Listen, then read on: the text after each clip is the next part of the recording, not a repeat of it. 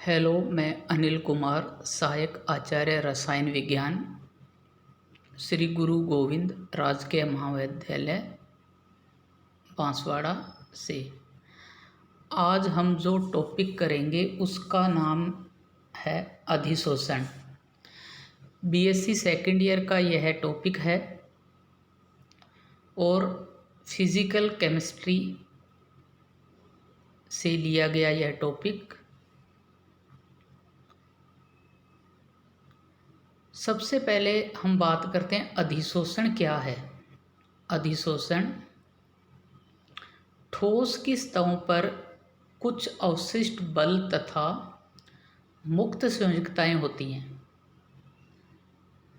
सतह पर पाए जाने वाले अणु अथवा आयन इन बलों को प्रयुक्त नहीं कर सकते, अतः अन्य कणों के साथ संयोजन को समझाया जा सकता है।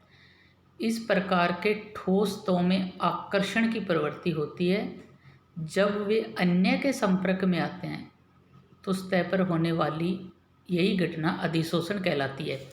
या दूसरे शब्दों में मैं इसको ऐसे बोल सकता हूँ कि ठोस की सतह पर कुछ मुक्त संयोजकताएं होती है जिनके कारण इन ठोस की सतहों पर एक आकर्षण बल पाया जाता है। इन आकर्षण बल से सतह पर कुछ अणु जुड़ जाते हैं या इसे ही अधिशोषण कहा जाता है। अधिशोषण हमेशा ठोस की सतह पर होता है।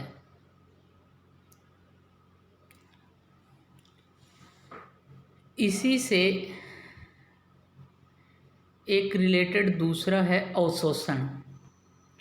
अवशोषण को हम यह बोल सकते हैं, यह एक प्रकार की बलक धारणा है।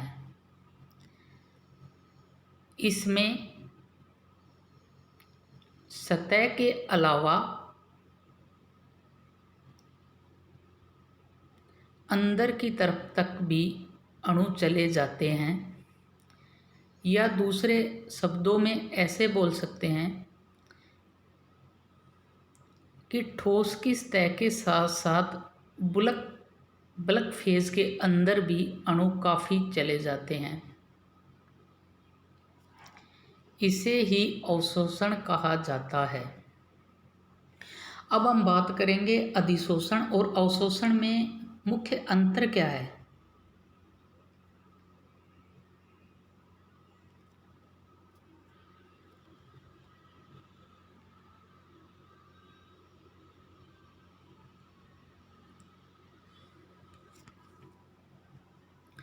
हम दोनों में अंतर को समझने के लिए इस तालिका का सहारा लेते हैं।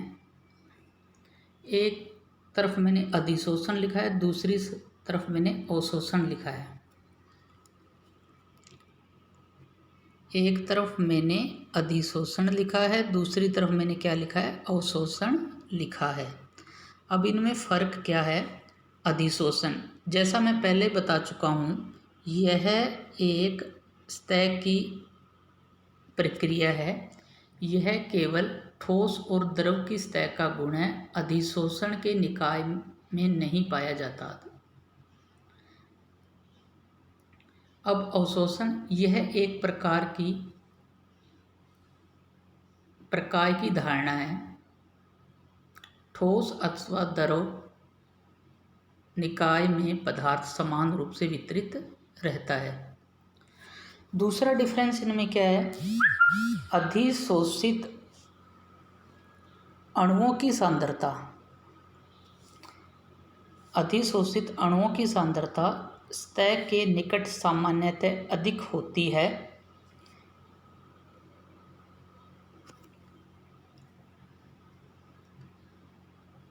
इसी प्रकार अवशोषण अणु प्रकाय को भेदते हैं और सांद्रता सभी जगह एक समान होती है। अधिशोषण में साम्य शीघ्र स्थापित हो जाता है। यहाँ पे साम्य शीघ्र स्थापित होने का मतलब है कि अधिशोषण तीव्र गति से होता है। अवशोषण में साम्य धीमे धीमे स्थापित होता है। अवशोषण में साम्य धीमे धीमे स्थापित होता है। दूसरा, अधिशोषण एक ऊष्माक्षेपी प्रक्रम है, अर्थात जब अधिशोषण होता है तो ऊष्मा की कुछ मात्रा या ऊर्जा बाहर निकलती है, ऊष्मा की कुछ मात्रा बाहर निकलती है। अवशोषण यह ऊष्माशोषी प्रक्रम है। अधिशोषण, पांचवा अंतर यह है, अधिशोषण तीव्र प्रक्रम है, अवशोषण यह धीमा प्रक्रम है। छठा डिफरेंस इनके ग्राफ के बीच में करेंगे। जब x/m को दाब अथवा सांद्रता के साथ आलेखित करने पर वक्र प्राप्त होता है, जबकि अवशोषण में x व दाब अथवा सांद्रता के साथ आलेखित करने पर एक सीधी रेखा प्राप्त होती है। अधिशोषण व अवशोषण के एग्जाम्पल क्या हैं? जल वाष्प अजलीय कैल्शियम क्लोराइड द्वारा अवशोषित की जाती है, जबकि सिलिका जेल के द्वारा यह अधिशोषित की जाती है। अधिशोषण व अवशोषण के अंतर जैसे मैं बता सकता हूँ, जैसे जल वाष्प है वो अजलीय कैल्शियम क्लोराइड के द्वारा तो अवशोषित की जाती है, जबकि सिलिका जेल के द्वारा यह अधिशोषित की जाती है। दूसरा इसका एग्जाम्पल है, जैसे अमोनिया गैस है वो चारकोल पर अधिशोषित होती है, जबकि जल इसे अवशोषित कर अमोनियम हाइड्रोक्साइड बनाता है।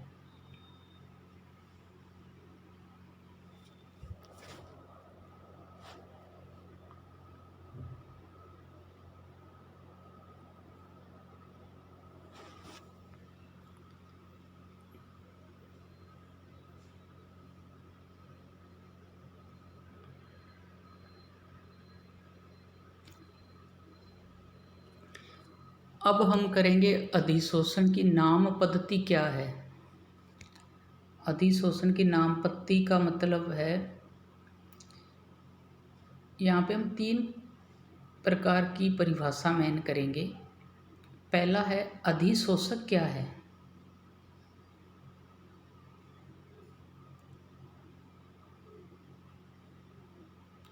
पहले अधिशोषक क्या है? सतह पर पाए जाने वाले जिस पदार्थ का अधिशोषण होता है वे अधिशोषक कहलाते हैं। अधिशोषण की नाम पद्धति में मैं फिर दोबारा बता रहा हूँ आपको। पहला है अधिशोषक क्या है। सतह पर पाए जाने वाले जिस पदार्थ का अधिशोषण होता है अधिशोषक कहलाते हैं। दूसरी परिभाषा है अधिशोष्य क्या है। अधिशोष्य जो पदार्थ अधिशोषित होते हैं वे अधिशोष्य कहलाते हैं। जो पदार्थ अधिशोषित होते हैं वे अधिशोषक कहलाते हैं। अब तीसरी परिभाषा हम करेंगे, मध्यावस्था क्या है। दो प्रावस्थाओं को अलग करने वाली सामान्यतः मध्यावस्था होती है। दो प्रावस्थाओं को अलग करने वाली सामान्यतः मध्यावस्था होती है। यहाँ पर अधिशोषित अणुओं की सांद्रता कम या अधिक हो सकती है। इसके आधार पर अधिशोषण को हम 2 भाग में विभाजित कर सकते हैं। पहला धनात्मक अधिशोषण। धनात्मक अधिशोषण क्या है? यदि मध्यावस्था पर यदि मध्यावस्था पर सांद्रता अधिक हो तो अधिशोषण धनात्मक होता है।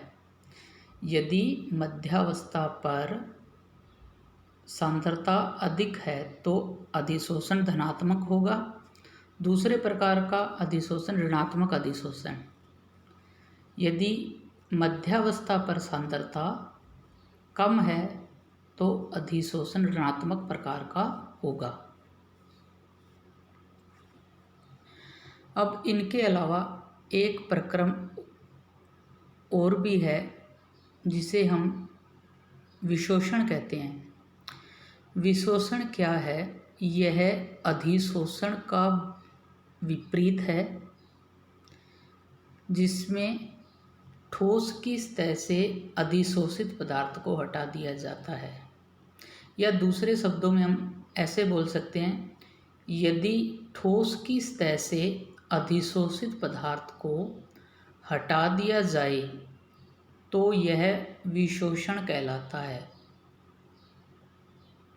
यदि ठोस की सतह से अधिशोषित पदार्थ को हटा दिया जाए तो यह विशोषण कहलाता है।